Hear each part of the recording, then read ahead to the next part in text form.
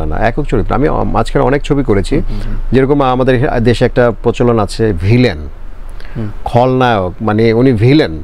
কিন্তু আমি একটু ট্রেডটা চেঞ্জ করতে চেয়েছিলাম যে নায়ক স্বার্থের কারণে খলনায়ক হয়ে যায়, স্বার্থের কারণে সে নায়ক। এরকম বোম্বে দেখেন বা পাশাপাশি বহু আছে যে লাস্ট যেটা অ্যানিমেল মুভি, যেটা 10 মিনিট বা 15-20 মিনিটে যে ববি দেওল ঢুকেছে, পুরো ছবি ম্যাসাকার করে দিয়েছে। তা আমরা চাই যে এরকম কিছু আসুক, কিন্তু এখনকার যারা ডিরেক্টর নতুন যারা, তারা আমাদের সম্বন্ধে জানে না বা আমাদের ছবি দেখে নাই, বা অনেকে তাকে নিয়ে কী ধরনের কাজ করতে হবে সেটা জানে না।